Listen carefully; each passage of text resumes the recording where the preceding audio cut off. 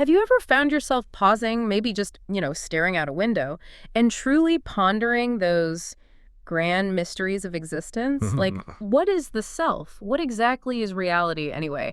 And how on earth should we navigate this complex, often bewildering thing called life? Absolutely. They're profound questions, and they're certainly not new. Right, they've echoed across cultures for millennia. Yeah, exactly. They're fundamental inquiries, really rooted deep in the human experience. And looking at how different traditions have grappled with them, well, it offers incredible insight. It really does. And today we're taking a deep dive into just a rich tapestry of thought from the East.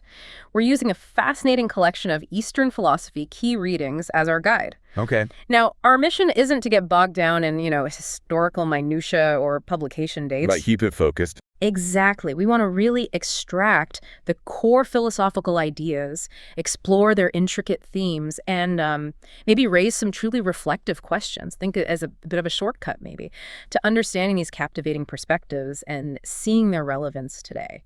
And it's important to note right from the outset, as our guide points out, that Eastern philosophy itself is, it's a vast term, almost an artificial construct in a way. How so? Well, it's a huge umbrella, encompassing a sprawling range of thought from Islamic Spain all the way across to Japan. It takes in Zoroastrian, Chinese, Tibetan, Korean, Indian philosophies. Wow, that's incredibly broad. It is, and acknowledging that right away sets a thoughtful, kind of inclusive tone. It demonstrates that these profound questions really do transcend geographical boundaries. And, many issues discussed are quite remarkably similar across these diverse cultures. That's a powerful reminder, isn't it? That we're all sort of grappling with the same fundamental human condition. And these diverse traditions offer this vibrant marketplace of ideas to explore their shared concerns. Okay, so let's kick off our exploration with what many traditions consider the absolute basics, the very foundations of being. Right. Self, reality, illusion. Exactly. The big ones. We'll start with a truly radical idea from the Buddhist lens, one that profoundly challenges our everyday assumptions about who we think we are. Let's talk about the Buddhist lens first, this idea of no self. Yes, and man, it's a central doctrine. And yes, no permanent essence or self is a good way to put it. So what does that mean practically? It asserts that what we typically call our ego or self or soul, even personality, these are really just conventional terms, labels. So they don't point to anything real, like a solid, unchanging entity inside us. Exactly. They don't refer to any real, independent, unchanging entity. That's the key part. So it's not that I don't exist, but rather that the I think I am, this solid, unchanging core is actually maybe an illusion. That's quite a paradigm shift. It is. Instead of a fixed you, Buddhists see a human being as fundamentally a changing conglomerate of material, mental, and psychic factors. Factors like ingredients. Sort of. They're called dharmas. Imagine your sense of self not as a solid statue, but more like a constantly flowing river. Okay. Every drop of water, every dharma is always moving, interacting. These dharmas are constantly in flux. They interact to form the world we experience. And there's no fixed self pulling the strings. Correct. No fixed, immutable self orchestrating it all. This view presents what's sometimes called a third teacher perspective. Third teacher, meaning? It steers a middle path between those who believe in an eternal, unchanging soul, the eternalists, you could call them, and those who claim the self is simply wiped out, annihilated at death, the annihilationists. The Buddha, in this view, teaches neither of those extremes. That makes sense. So if it's all just changing dharmas, constantly shifting, does that mean there's no continuity at all? I mean, how do Buddhists account for things like memory or personal development if there's no stable self experiencing it? That's an excellent question. And it's where the rigorous analysis of traditions like the Abhidharma comes in.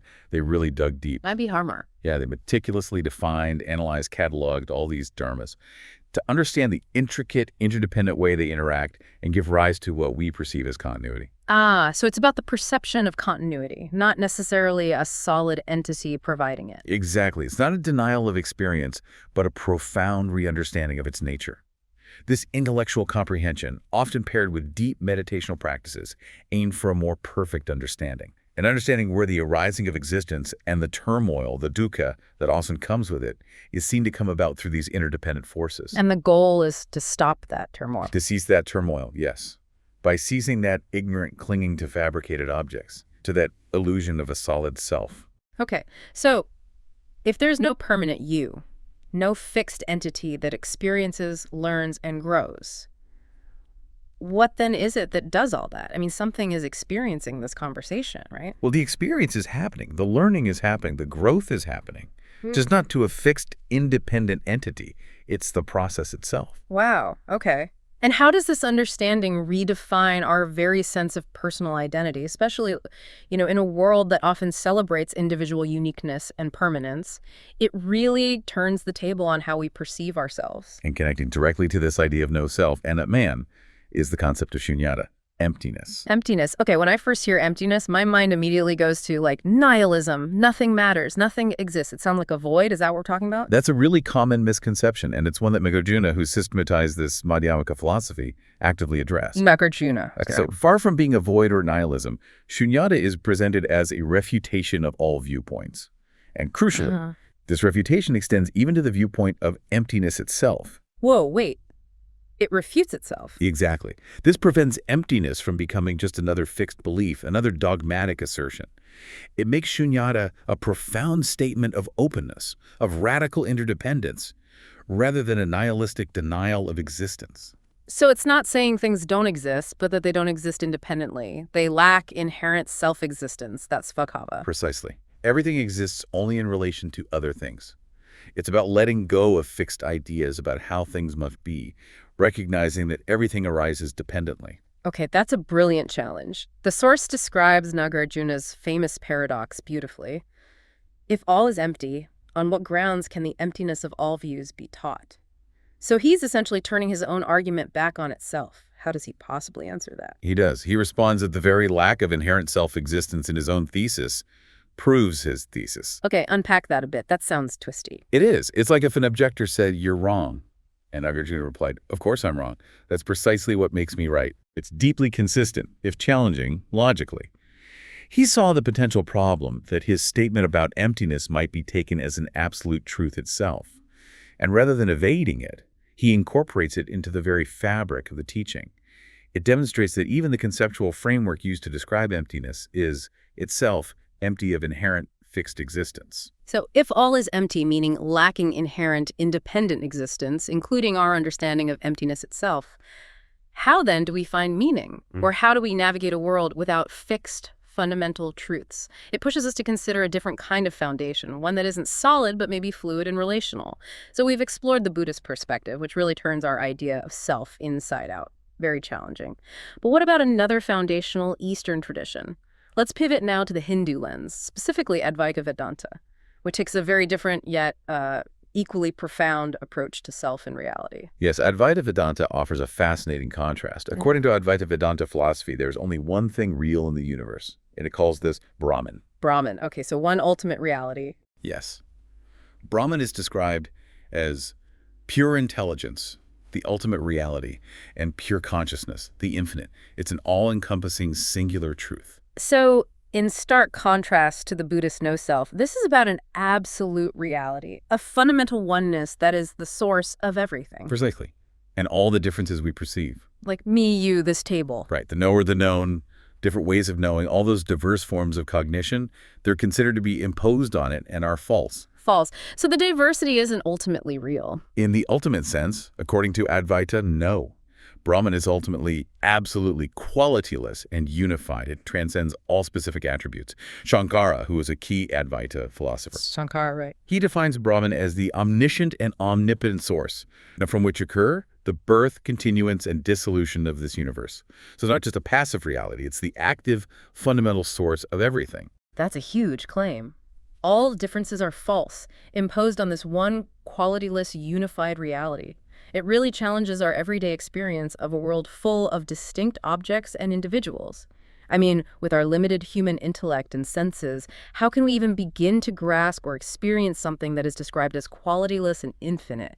It feels almost beyond our capacity to conceptualize. That's a central challenge, absolutely, and it leads directly to the concept of the individual self. This brings us to the concept of Atman, the individual self. Atman. Okay. How does that relate to Brahman? In Advaita Vedanta, Atman is understood as being identical with Brahman. Identical. So my true self is that ultimate reality. Yes, but It's currently obscured. Vivekananda, a modern proponent, explained it like this. Yeah. Each of us is that Brahman, that reality, plus this Maya. Plus Maya. So my true self, the Atman, is actually the same as the ultimate reality, Brahman, but it's hidden from me by something called Maya. Yes, exactly. The ultimate goal, then, is to get rid of this Maya, or ignorance. Vidya is another term to become what we really are. Which is Atman, identical with Brahman. Right. Recognizing the Atman as the real perceiver, the real enjoyer, and eternal. And what's particularly powerful, another philosopher, Ramanuja, his perspective assures the intrinsic value and personhood of the individual Atman. Personhood, Yeah. even within the ultimate oneness. Yes. It reflects Brahman's own nature as an end in itself. It implies that not even Brahman can violate this essential personhood. It's a profoundly dignifying view of the individual, even while affirming that ultimate identity. This makes me wonder, in what ways do our everyday perceptions, our attachments to desires, our identification with our temporary experiences, how do they prevent us from realizing this deeper, eternal nature of our own self, the Atman? It implies kind of internal struggle against our own conditioned view of reality. And that struggle brings us directly to Maya. Maya, the thing obscuring the Atman. Right. Maya, or avidya, meaning ignorance or nesalliance, is described as the defect which hides the true nature of reality and manifests in various A forms. defect, like Yeah. a flaw in perception. Sort of. And here's a fascinating paradox. It's described as something that can neither be said to be existent nor non-existent. Neither existent nor non-existent. Okay, my head hurts a little. How can it be both and neither? It's tricky. It's not truly real in the ultimate sense, like Brahman is real, but it's not nothing either, because it has effects. It creates our perceived world. It's almost like a powerful, persuasive mirage that makes us see multiplicity where there's ultimately oneness. Okay, like a mirage, that helps. It seems real, but it isn't the underlying reality. Precisely. Maya is the power responsible for creating the false world appearance, which includes our perception of difference and multiplicity. This appearance, the source says, ceases to exist as soon as a reality Brahman is known. Ah, so realizing Brahman dissolves Maya. Yes. It implies a fundamental illusion that obscures the singular truth of Brahman. It's the mechanism through which we experience the world as separate and diverse, rather than unified. Much like, a projector creates an image that isn't inherently part of the screen itself. Okay, so if our perceived reality, everything we see, touch, and believe is fundamentally real, is actually a product of Maya, how can we possibly develop the discernment to separate what is truly real, Brahman, from what is merely an appearance? It sounds like an enormous challenge, requiring a profound shift in perception to see through the illusion. Okay, so we've looked at these foundational ideas of self and reality. Now let's pivot a bit. Let's talk about the dynamics of existence, how things come to be, cause and effect, how we act within the world, and what leads to transformation. Right, the how of it all. Causation, action, change. Exactly. We'll look at causation first and prepare yourself, because some of these ideas will really challenge your assumptions about how the world works. Let's start with Al-Ghazali, an incredibly influential Islamic philosopher. Okay, Al-Ghazali. What was his take on cause and effect? He offered a truly provocative argument. He contended that causal relations, like fire burning cotton, they only seem to be necessary in our experience. Only seem necessary. Wait, so a flame touching cotton isn't necessarily going to make it burn. That goes against everything we intuitively understand. What does he mean? He means there's no inherent logical necessity in it. He challenged philosophers of his time to provide rigorous proof for the logical necessity of that cause-effect relationship. Then they couldn't. According to Ghazali, no. He argued that the causal nexus exists as it does solely because of God's direct organization of events in the world. God's direct organization. So it's not a law of nature, but God actively making it happen each time. Yes, it implies a radical dependency on divine will rather than intrinsic natural laws. For him, there's no logical flaw in denying that cotton must catch fire when it touches a flame. God could, in theory, choose for it not to. It's God's continuous creation, moment by moment, sustaining the world and its patterns. Wow. Okay. If causation is entirely a manifestation of divine will, rather than an inherent property of matter, how does this affect our understanding of things like free will, or scientific laws, or even the predictability of the universe? It suggests a universe that is far more fluid and dependent on a higher power than many of us imagine. Now, shifting to a Buddhist perspective on causation, we find the concept of pratityasamutpada. Pratityasamutpada. dependent co-origination, Oh, or interdependent arising. okay. Dependent co-origination. What's the core idea? It posits that everything is constantly changing and dependent on something else. Nothing exists in isolation. And this leads to the conclusion that there is nothing solid in which to trust. This sounds somewhat similar to the idea of emptiness, shunyata, we discussed earlier, that nothing has independent existence. Is it related? It is indeed a very direct extension. Nagarjuna, who we mentioned before. Right, with emptiness. He suggested this concept of dependent co-origination was designed to replace the Upanishadic idea of Brahman as that underlying absolute reality. Ah, so it's a direct counterpoint to the Hindu idea. In a way, yes. Nagarjuna maintained that causal relations, like fire burning cotton, are true only from a practical, conventional point of view. Conventional truth. Okay. But from the perspective of the highest truth, the ultimate reality. The causal process is a mentally fabricated illusion. An illusion. Why? Because all phenomena are empty, remember, lacking inherent independent existence of any self-existing conditions or relations. Cause and effect themselves arise dependently and lack ultimate independent reality. Okay. So if all things arise dependently and are empty of inherent existence with no solid foundation, how can we avoid falling into a sense of nihilism? Like, if nothing's ultimately real in that solid way, does anything matter? That's the challenge. And instead, how can we find meaning or purpose in this constant flux and interconnectedness? It challenges us to look for stability not in permanence, but maybe in the flow itself, in the relationships. Now, in contrast again, let's look at some Hindu perspectives. Philosophies like the Bhagavad Gita, Vedanta, and Samkhya often base themselves on Sakaryavada. Sakarva. Yeah. It's the ontological principle that the effect is already existent in the cause. The effect is already in the cause. What does that mean? Like the clay pot was always somehow in the clay? Or the tree was always in the seed? Exactly. That's the idea. It's a concept of conservation rather than a completely new creation out of nothing. So transformation, not ex nihilo creation. Right. This principle suggests a form of conservation, where the manifested or the grosser state is the effect and the finer state the cause. The effect is really nothing but the cause, albeit in a different form. So it was always there, just latent. Correct. Shankara, for instance, argued that the effect must pre-exist in the material cause, like the pot and the clay, and become manifest through the activity of an efficient cause or agent, like the potter. It implies a transformation of potential into actuality, rather than a radic's new creation. Okay. If everything that comes into being already pre-exists in some potential form within its cause, what profound implications does this have for creativity or innovation or our sense of progress? Does it mean new ideas are merely manifestations of older ones, or that all potential already exists, just waiting to be revealed? It shifts our understanding of what new truly means. All right, so moving from how things come into being, like cause and effect, to how we act within that existence, let's explore how different Eastern traditions guide us toward a well-lived life, often with a view toward, liberation or enlightenment. Yes, the path of action or sometimes non-action. Let's start with Daoism, the principle of Wu Wei. Wu Wei, often translated as non-action, right? Yeah. Which sounds passive. It does, and that's frequently misunderstood. It doesn't mean literal inactivity, like just sitting around doing nothing. Hey. It means more like not overdoing, or acting in a way that is very effective action, precisely because it aligns with natural forces. Effortless action, maybe? So it's about going with the flow rather than struggling against it. It sounds almost like strategic laziness in the best possible way, like judo, using the opponent's force. That's a good analogy. You've got it.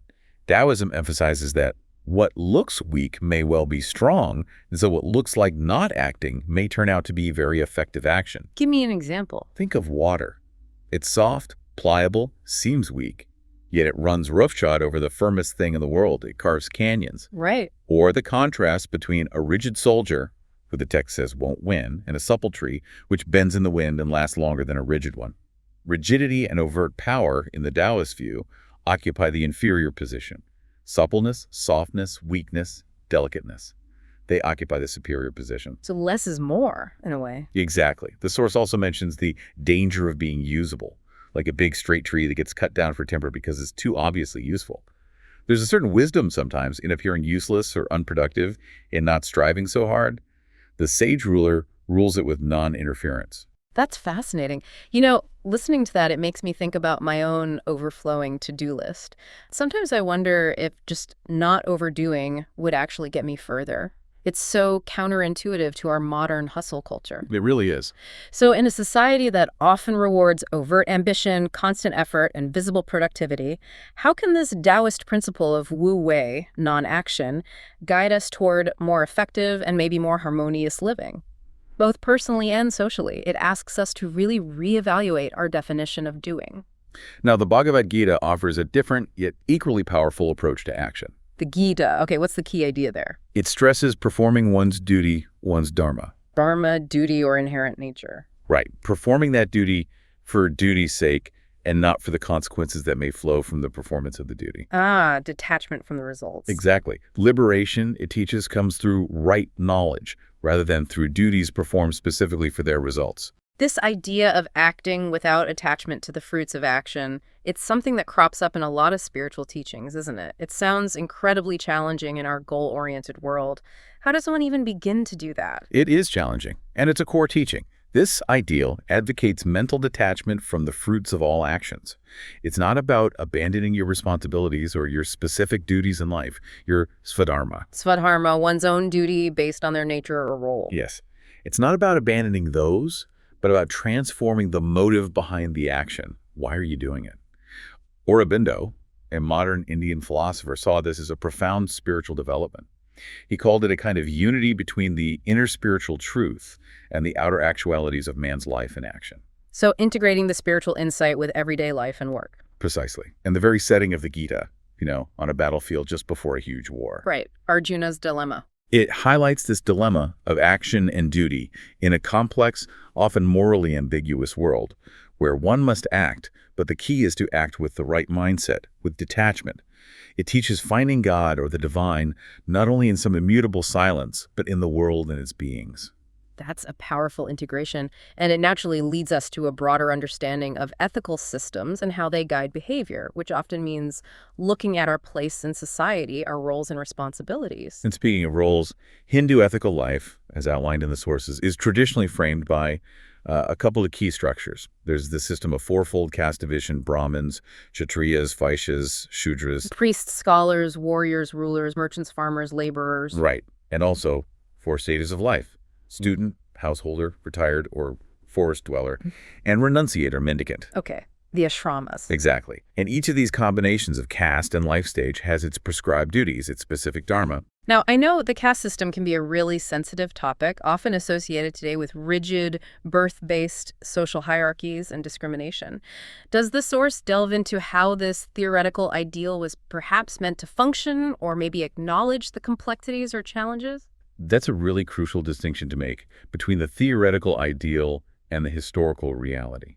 The sources here highlight that while specific duties, svadharma, are linked to these societal roles, there are also universal duties, sadharana dharma. Universal duties, applicable to everyone. Yes, common to all, regardless of caste or stage of life.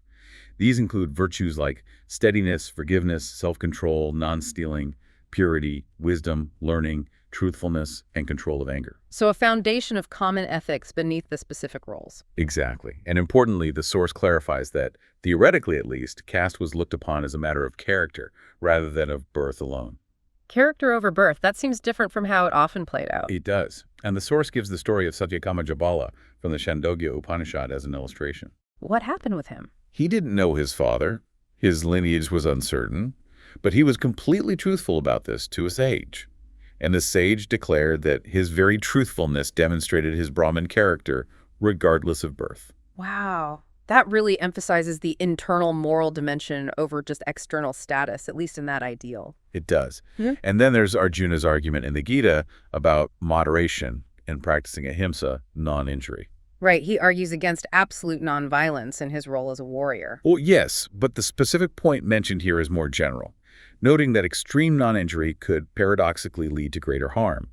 The example given is not killing a tiger to save cows, the implication being the tiger might then kill many cows. Okay, so it's a pragmatic recognition of life's complexities, that sometimes causing a lesser harm prevents a greater one. It encourages us to think critically about the practical application of ethical principles, acknowledging that real-world situations often demand nuanced responses beyond just rigidly adhering to a single rule. So this raises a big question for us today. How can we balance our personal convictions and these universal moral principles with the specific roles and responsibilities that society or our families or our jobs expect of us. It's a constant navigation, isn't it, between individual integrity and social responsibility. Now, let's look at karma from the Buddhist perspective. Karma, often simplified in the West as what goes around comes around, like cosmic justice. Is it more complex than that? Oh, much more. It's understood as the fabrication of reality, the volitional actions, driven by intention, that create tendencies and shape future experiences. It has efficacy for future good and bad existence. So it shapes our future lives, our rebirths. Traditionally, yes, it represents the potential for future existence as well as the result of past actions. In early Buddhism, the ultimate goal, final release or moksha, was conceived as the exhaustion of karma, because existence itself, with its inherent turmoil, dukkha, was seen as resulting from karma. So you have to burn off your karma to get free? That was one understanding. But what's particularly insightful is how the understanding of emptiness, shunyata, that cause itself, is empty, lacking inherent existence. How does that change the view of karma? It shifts the emphasis. If the action itself is empty, if the result is empty, then what becomes paramount? The intention, the mindset. Exactly. Internal motives and attachments become crucial. It's not just about the external action you do, but why you do it, and the mental state, greed, hatred, delusion, or their opposites behind the action. This reminds me of that example you mentioned earlier of Milarepa, the Tibetan yogi, inviting the demons to stay with him. Yes. Instead of fighting them or running away. He welcomed them, viewed these threatening situations not as obstacles, but as opportunities for practice. He used 4 skillful, appropriate actions: pacifying, enriching, magnetizing, and destroying, to transform the negativity. Right. It demonstrates a deep psychological and spiritual transformation, not just a physical one. It's a radical reimagining of how we interact with challenges, based on understanding the empty, projected nature of those demons. His actions were rooted in understanding that the power of negativity often rests on our resistance to it. Precisely. By opening to it, acknowledging it, even affirming its power in a way, and drawing it into relationship with wisdom and compassion, he transformed it. This highlights how karma isn't just about mechanical accumulation or subtraction, but about the profound transformation of our inner landscape, driven by intention and wisdom. So if our actions' outcomes, the fruits, are ultimately less important than our motives and our detachment from those results, how does this redefine success and failure in our lives? It suggests a completely different metric for evaluating our actions, moving beyond just superficial achievements or failures. Okay, from the dynamics of existence and action, let's move into the cultivation of wisdom and the path to enlightenment itself. This is where the journey inward really intensifies, seeking the deeper kind of knowledge, a more profound insight. Yes, moving towards that ultimate goal, however it's conceived. Let's start with prajna, wisdom in the Buddhist context. Prajna, okay. What kind of wisdom are we talking about? Is it just book learning? No, not primarily. It's described as a heightening or intensification of the cognitive processes. It's seen as an inherent potential that everyone has, but it needs to be developed, cultivated. So it's not about acquiring new facts or information from outside, but about sharpening the tool we already have, our own mind, our own awareness. Exactly. This development aims to release our inherent freedom. How? By freeing the mind from extraneous material and unnecessary constructions. Unnecessary constructions. Like what? Right. Prejudices, fixed ideas. Precisely. Fixations, preconceptions, rigid beliefs. With prajna, the texts say, we do not see different things, but we do see things differently. See things differently. By appreciating them as values in themselves, without projecting our judgments or desires onto them. And shunyata, emptiness, which we discussed. The lack of inherent existence. Yes. It's presented as the objective correlate of this heightened or open state of awareness.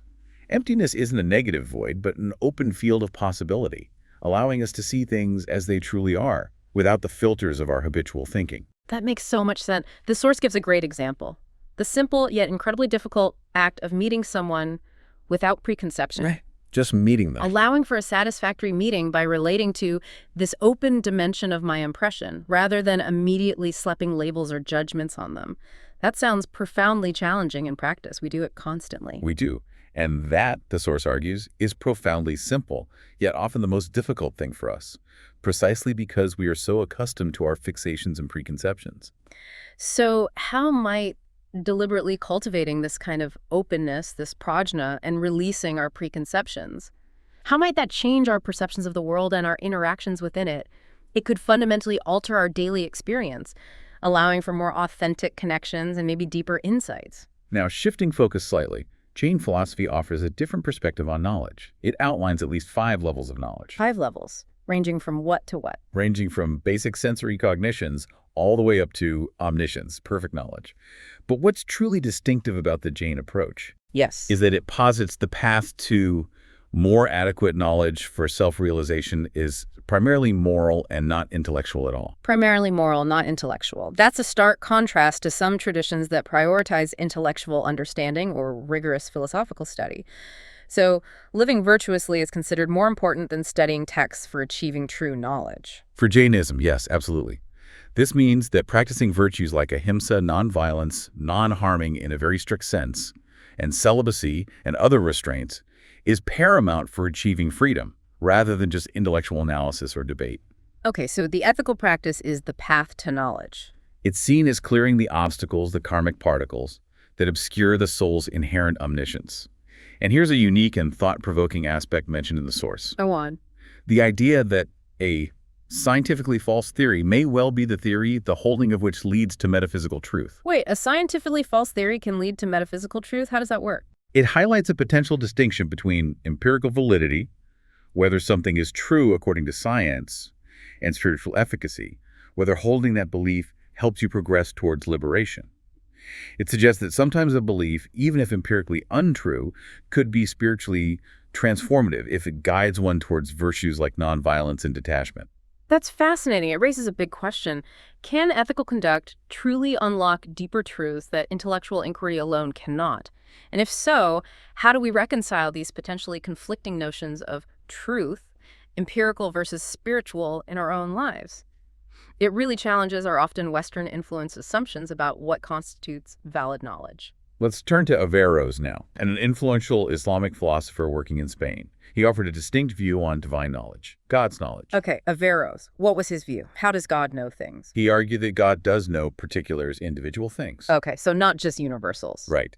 But crucially, God knows them in a way which is not of the same kind as our way of knowing them. A different kind of knowing. How so? Fundamentally, God's knowledge is the cause of the object known. It's not an effect of the object, like our knowledge usually is. Whoa. So God doesn't just observe what happens, God's knowledge makes it happen, brings it into being. That's a very active, creative form of knowing. Precisely. Our human knowledge is limited. It's passive in a sense. It's originated when it comes into existence and changing when it changes. We learn about things that already exist. Right. God's knowledge, however, is eternal and creative. It brings things into existence. To confuse these two kinds of knowledge, Averroes states, is the extreme of ignorance. God's knowledge transcends qualification as universal or particular. It's a fundamentally different and infinitely more powerful mode of knowing. If divine knowledge is fundamentally different and causative, how does this perspective shape our understanding of the universe's design and our place within it? It implies a universe that is constantly being brought into being and sustained through a knowledge that is utterly beyond our human grasp.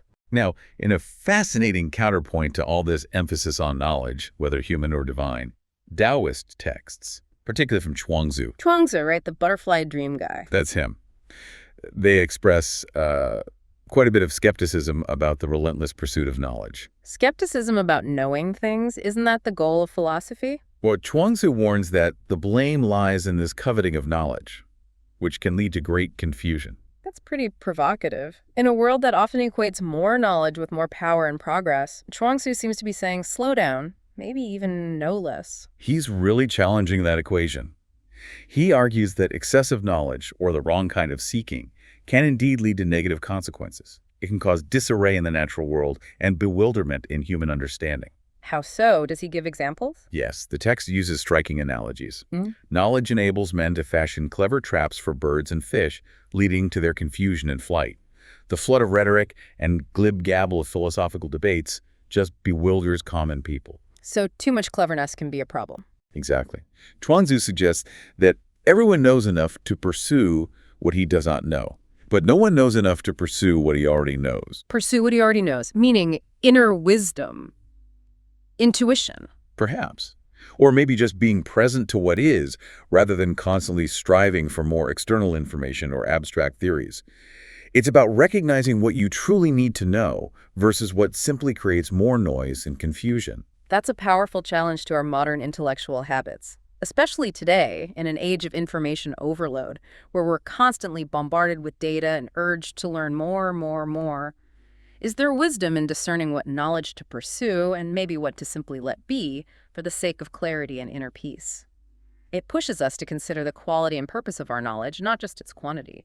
From the nature of knowledge itself, let's explore the various paths to enlightenment or liberation, which sometimes seem contradictory, these paths, but often aim at similar ultimate states of being. Yes, the how-to, in a sense. Wow. Let's look at Zen, or Chan, Buddhism, particularly as it developed in East Asia. Zen. Okay, known for meditation, koans. What's the core emphasis regarding enlightenment? Zen uniquely emphasizes self-reliance. The idea is to achieve enlightenment in one's own lifetime, relying on one's own inner resources. Self-reliance. Interesting. And how does this happen? Through the paradox that the total annihilation of the self is synonymous with the complete affirmation of the self. Okay, another paradox. Annihilating the self affirms the self. Sounds like the ego has to dissolve for the true self or Buddha nature to emerge. Precisely. And crucially, enlightenment for Zen is not seen as something separate from ordinary daily existence. Not some mystical state you only reach on a mountaintop. It's found in common activities such as eating, walking, and resting, chopping wood, carrying water. It's deeply rooted in Chinese cosmological thinking, where humans are seen as co-creators of the universe and possess sufficient spiritual resources inherent in human nature for self-transformation. So the potential is already within us, in our nature. Yes. This sometimes leads to the intriguing idea of cultivation through non-cultivation, meaning that enlightenment isn't something you build up step by step, but rather something you recognize, something that's already there. Ah, like clearing away the clouds to see the sun that was always shining. That's a good metaphor. And the famous verses attributed to Shen Tzu and Huineng illustrate this difference beautifully. Remind me of those. Shen Tzu's verse is about gradual cultivation. The body is the Bodhi tree. The mind is like a clear mirror. At all times we must strive to polish it and must not let the dust collect. That's an effort, right? Right. Polishing the mirror. Makes sense. But Huineng's counterverse represents the sudden enlightenment school.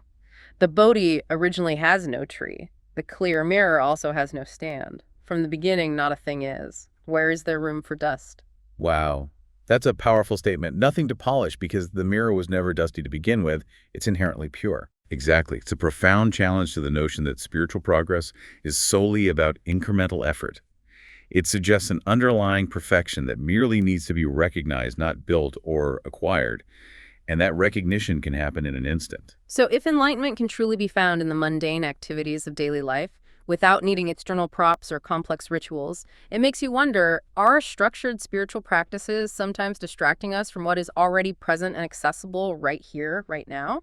It's a provocative thought for anyone on a spiritual path. Now, moving into Tantric Buddhism, we encounter the concept of bodhicitta. Bodhicitta, the awakened mind or enlightened heart. Yes, exactly. It emerges when prajna, wisdom, reaches a point where shunyata, emptiness, and karuna, compassion, become indivisible. Indivisible, wisdom and compassion becoming one. That's a beautiful concept. It sounds like true enlightenment isn't just about understanding reality intellectually, but about profound connection and care. What does that look like? Bodhicitta represents a state where all limitations, all self-centeredness have fallen away, and all the positive qualities of mind have become active. And karuna, compassion, its root in Sanskrit, KRR, means action. So it's active compassion. Yes, compassion in its true sense, to feel with what is real. It's not just sentimentality, it's an active, engaged empathy born from wisdom. And this openness, this shunyata we keep coming back to. The lack of inherent existence. It's seen simultaneously as the most potent creative field. Yeah. It allows for an appreciation of things as values in themselves, free from our projections. Kukai, the founder of Shingon Buddhism in Japan, Kukai. he describes the mind in this state as identical with empty space and enlightenment, rooted in compassion and endowed with wisdom of means. He says the original nature of mind is pure and clean. So it's this incredible interconnected vision of wisdom, seeing emptiness, compassion, feeling with reality, and the ultimate nature of mind itself. How can cultivating true compassion, that deep feeling with what is real, actually deepen our understanding of emptiness and lead to an awakened state of mind? It suggests that wisdom isn't just about perceiving truth intellectually, but actively embodying it through connection and care. And central to many of these paths, of course, is meditation. Kind of. Meditation, often seen just as a way to relax or de-stress in the West, but it's much more in these traditions, right? Oh, absolutely. It's a core mental training in Buddhism with distinct purposes. One aim is to withdraw attention from the constantly changing, often distracting sensory stimuli. Turning inward. Yes. Shifting attention to a subtler realm of consciousness. And, importantly, calming the mind's habitual turmoils, the restlessness, the agitation. So it's not just a personal relaxation technique, but a very deliberate tool for profound cognitive transformation, for understanding reality differently. Exactly. It's not merely a personal practice for well-being, though it can bring that. It's seen as a means of correctly understanding the nature of reality. The source even suggests that sense-based knowledge is as inherently unsatisfactory as a sense-based life. Unsatisfactory. Why? Because the senses only grasp the changing, superficial appearances.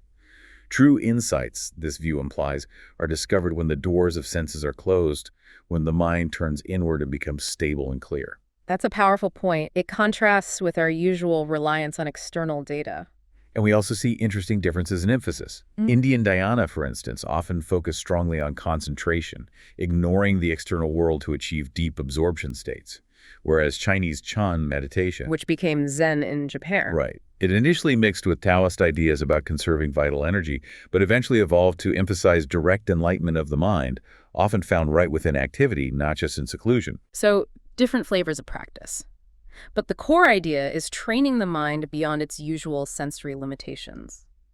In a world like ours, saturated with sensory input and constant stimulation, what specific practices can truly help us withdraw our attention and explore these subtler realms of our own consciousness? To discover insights not available through just our five senses feels almost like an act of rebellion against the noise. One more key concept related to teaching these profound ideas is skillful means, or upaya. Upaya, skillful means. What does that refer to? It's a really important Mahayana Buddhist concept, and we see parallels in Islamic philosophy too, for example with Avicenna. It basically describes the strategic adaptation of teachings to suit the capacities and understanding of diverse audiences. So it's about tailoring the message to the listener, not giving everyone the exact same, perhaps highly complex, teaching regardless of their background or readiness. Exactly. It's a pedagogical principle, really. Yeah. It acknowledges that profound and complex truths, like, say, the ultimate nature of reality or God, they cannot be passed on to the multitude in their true, unadulterated, abstract form. Why not? Too difficult to grasp. Potentially, yes.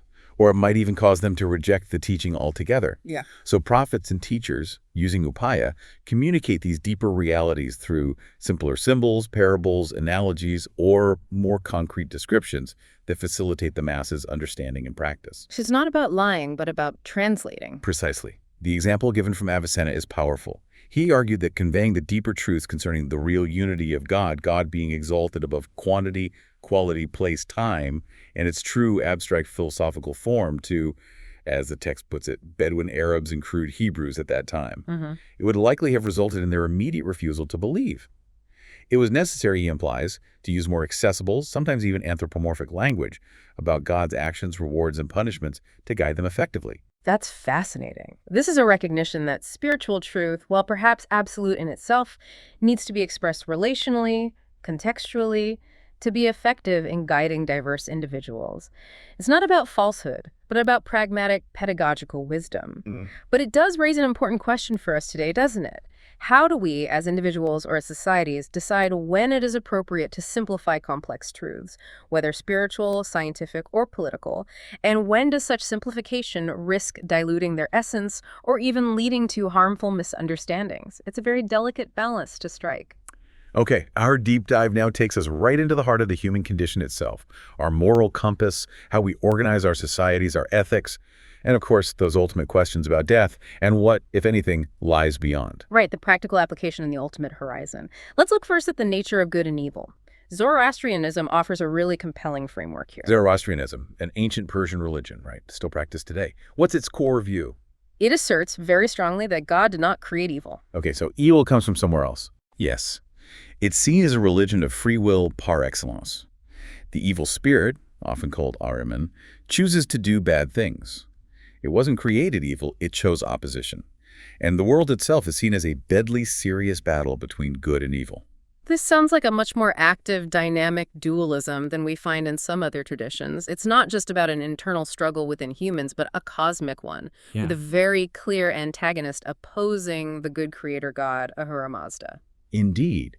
And interestingly, good holds an advantage not necessarily through sheer overwhelming power, but because it is orderly and wise, while evil is characterized as disorderly motion, brutish, and ultimately contains the seeds of its own destruction.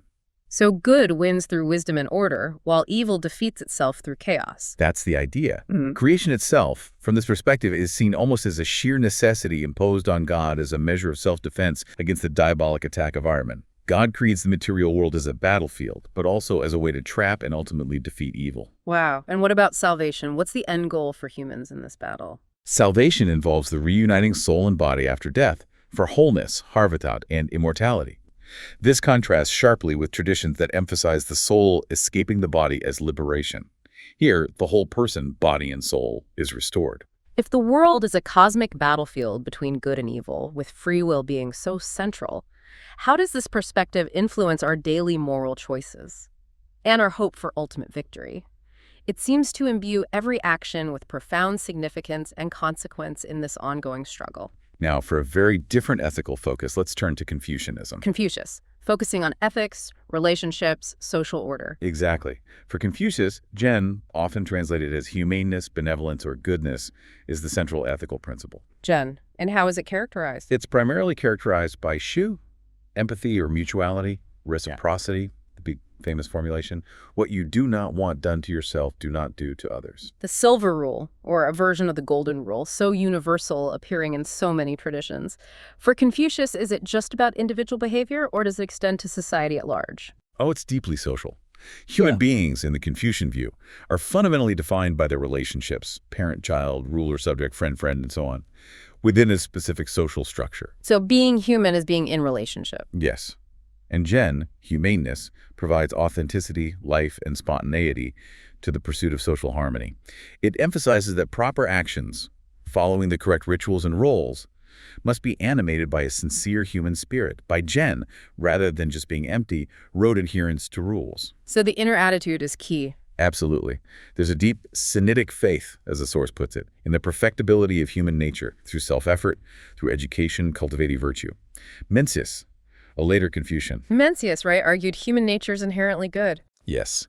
His idea of the four beginnings beautifully illustrates this. He argues we have innate sprouts of compassion, righteousness, propriety, and wisdom.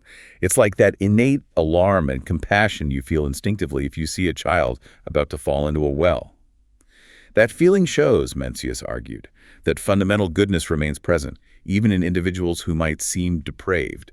It just needs to be cultivated. That's a powerful, optimistic view of human potential. So how can cultivating empathy, shu, and authenticity, Jen, in our personal relationships contribute to a broader social harmony? And what are the challenges in doing so, especially when maybe personal desires sometimes conflict with our social roles or the collective well-being? Now, in stark contrast to Confucian optimism about human nature, let's look at the legalists in ancient China. Legalism sounds strict. It was. The legalist thinker Han Fei, for instance, insisted that all human beings act primarily from motives of selfishness and self-profit. Ouch. That's a pretty cynical view. Opposite of Mencius. Completely opposite. But Han Fei argued this fact, this inherent selfishness, actually makes a system of rewards and punishments possible and absolutely necessary for maintaining social order. You can't rely on people's goodness. So legalism operates on the assumption that you can't trust people to be good internally, so you must compel them to behave properly externally through strict laws and consequences. Precisely. For legalists, the ideal ruler practices Wu Wei, non-action. Wu Wei again, but different from the Taoist sense. Very different. Here, Wu Wei means the ruler doesn't intervene personally or rule through moral example. Instead, the ruler allows impersonal laws, to fa, and administrative methods to govern everything. The ruler acts according to the law, fairly and impartially, letting the system run itself. So the ruler is almost like a detached administrator of a system. Exactly. Believing this is a much more realistic approach than relying on unreliable human morality or virtue. Legalism strongly critiqued Confucianism and other schools for their perceived lack of realism. The ruler's power, Han Fei believed, should be wielded like lightning or like thunder, swift and impartial. And rulers must prune their trees from time to time, meaning eliminate potential rivals or factions, to maintain control, acting as a hidden, unencumbered force, ensuring stability. If human selfishness is a fundamental truth, as legalism posits, can external laws and impartial governance alone truly create a just and flourishing society? Or is some internal moral compass, some gen, ultimately necessary for genuine virtue and well-being beyond just surface-level order? It raises big questions about the foundations of governance and human nature itself. And then we have Mohism, founded by Mozi, offering yet another distinct approach. Mozi, what was his core teaching? He advocated for universal love and mutual aid, Jian-I. This was seen as the path to world peace and benefit for all. Universal love, meaning loving everyone equally.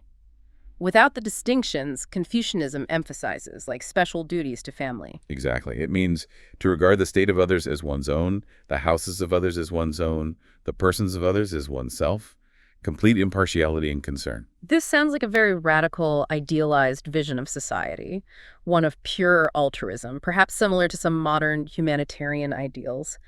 How did he propose this would work? It is a truly universalist ethic. Mozi believed this universal love, if practiced, would prevent war, usurpation, and mutual injury between states and individuals. It would lead to graciousness between rulers and loyalty from the ruled, affection between father and son, though impartial, and harmony among siblings. He argued very pragmatically that partiality and prioritizing one's own group was the source of all conflict. So universal love is a practical solution to conflict. Yes. And he argued strongly against fatalism, the idea that everything is predetermined. He said if fatalism were practiced, superiors would not attend to government and the subordinates would not attend to work. It would lead to societal collapse. So strong emphasis on effort and utility. Very much so. And this led him to strongly criticize Confucianism, particularly for its emphasis on elaborate, expensive funerals and musical performances. Why did he object to those? He saw them as wasting wealth and energy that could be used for the people's basic needs. He explicitly stated that to levy heavy taxes on the people in order to produce the sounds of big bells does not help the promotion of benefits and the removal of harms in the world. It was purely about practical benefit for the most people. That's a direct utilitarian critique. So is universal love, as Mozi envisioned it, a pragmatic blueprint for a better society? Or is it perhaps an idealistic aspiration that clashes too much with ingrained human nature and the complexities of governance? And how do we weigh the value of tradition and cultural practices, like rituals or music, against purely pragmatic concerns about collective benefit? Finally, let's turn to perhaps the most universal human contemplation: death. And what, if anything, lies beyond? These Eastern traditions offer fascinating and sometimes starkly diverse perspectives. Some really challenge our deepest emotional responses. Indeed. The great mystery. Let's start with the Taoist perspective again, particularly Zhuangzi. Zhuangzi. What was his take on death? We saw his skepticism about knowledge. He argued quite provocatively that one should not be overly upset when a loved one dies. Not be upset. That's a difficult teaching to embrace, isn't it? Our natural human impulse is to grieve deeply. It feels almost cold, maybe, to say don't be upset. It is, and it challenges a fundamental human experience. But his reasoning was that understanding the natural role of death alleviates suffering. Death, from this perspective, is viewed as just another natural process, a transformation, like the sequence of the four seasons: spring, summer, autumn, winter, birth, life, death, transformation. So seeing it as part of a larger cycle. Exactly. The idea is to disperse emotion with reason. If one is content with the time and willing to follow along with these natural transformations, then grief and joy have no way to enter in. This state was called being freed from the bonds of God, or the bonds of nature's imperatives. And didn't Zhuangzi himself react this way when his wife died? Famously, yes. He was found drumming on a pot and singing. When questioned, his explanation was that at first he grieves like anyone else. But then he reflected on her origins, her transformations through various states of being, and saw her death as simply another change, like the seasons turning. For him to go about weeping and wailing would be to proclaim myself ignorant of the natural laws. Therefore, I stop. What's fascinating here is how reason is used not necessarily to deny emotion, but to transform suffering into acceptance. Does accepting death as a natural, inevitable transformation truly free us from suffering, or does it perhaps risk diminishing the depth of human connection and the value of grief that makes us human? It's a profound tension between rational acceptance and our deeply felt emotional experience. Now, in a striking contrast, let's revisit Zoroastrianism. Right, the cosmic battle, good versus evil. What about death? They hold that humans were originally created immortal in body and in soul. Created a more, so death wasn't part of the original plan. No. Physical death, in this view, is attributed not to human sin or inherent finitude, but to the wickedness of a more than human power, namely Ahriman, the evil spirit. Death is an intrusion, an attack by evil. That's a fundamentally different starting point from traditions that see the body as temporary or something to be transcended or escaped. It seems to affirm the physical self as intrinsically good and intended for immortality. Absolutely. And this leads to their view of salvation. As we touched on, salvation for Zoroastrians consists in reuniting soul and body after they have been separated at the final resurrection. The reunion of soul and body. Yes.